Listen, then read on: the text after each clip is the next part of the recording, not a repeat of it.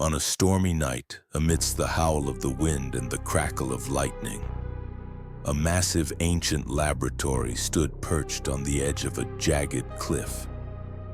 Dr. Victor, a man with long flowing white hair, pale skin, and intense eyes, was hard at work inside. Through the flickering window, you could just make out the shadow of a large, covered figure. The laboratory hummed with energy, surrounded by glowing electrical wires and ominous blue light. The storm outside seemed almost to mirror the chaotic emotions inside the room. Inside the dimly lit laboratory, Dr. Victor adjusted wires and tightened bolts on a large humanoid figure lying on a metal table. The room was cluttered with strange glowing potions and bubbling liquids. Sparks of energy filled the air as he worked, his white hair trailing behind him with each frantic movement. There was a sense of anticipation hanging in the air. The moment was drawing near. On the table, the figure lay still, waiting for its moment to come to life. With a deep breath, Dr. Victor pulled the cloth off the creature. The figure revealed was unlike anything anyone had seen before. A massive, green-skinned creature with stitches on its skin, metal bolts on its neck, and a square, solid head.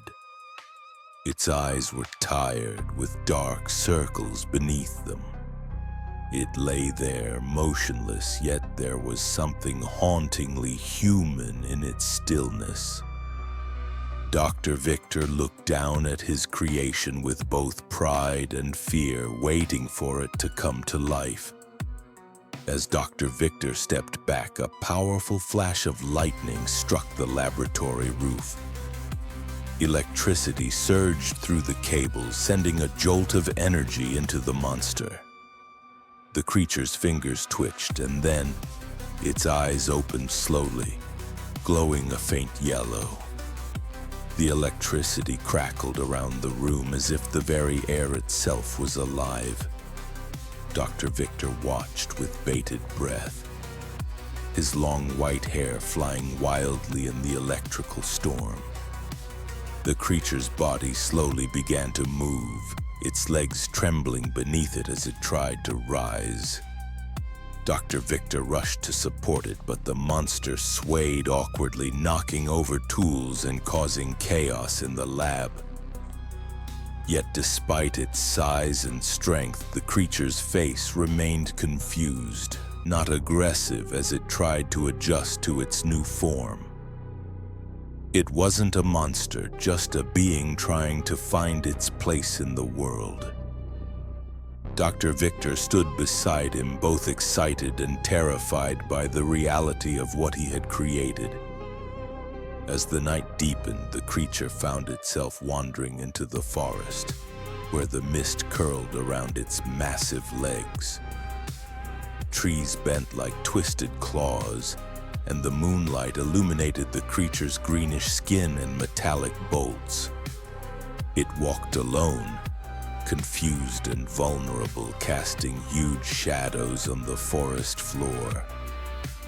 Dr. Victor, with a lantern in hand, searched frantically behind him. The monster was alone, and despite its fearsome appearance, it was simply lost. The quiet village near the forest was abuzz with worry. A group of villagers armed with lanterns and pitchforks spotted the towering creature in the distance. The monster stood behind a barn, its green face peeking out. The villagers, though frightened, were more comical than dangerous, their exaggerated faces and gestures making them seem more silly than threatening. The tension between light and dark, the calm village and the terrifying unknown, felt electric. In the forest, the Frankenstein monster heard a cry. A small child had slipped and was falling toward a raging river. Without a moment's hesitation, the monster, with its giant green hands, scooped the child up and carried her to safety. Her eyes sparkled with gratitude as she smiled warmly at the creature, unlike anyone else had. The monster's heart, or at least the feeling of it, began to soften. Dr. Victor, watching from afar, smiled faintly. For the first time, the creature had done something good. Back in the village square, the villagers, initially fearful of the monster, saw the child standing beside him, holding his large hand. The villagers lowered their pitchforks and lanterns, seeing that the monster was not dangerous but simply misunderstood. Dr. Victor, standing beside the monster, nodded proudly. A small smile tugged at the monster's lips, a soft, shy smile that showed he could feel too. The mood shifted from fear to relief, from dark to light.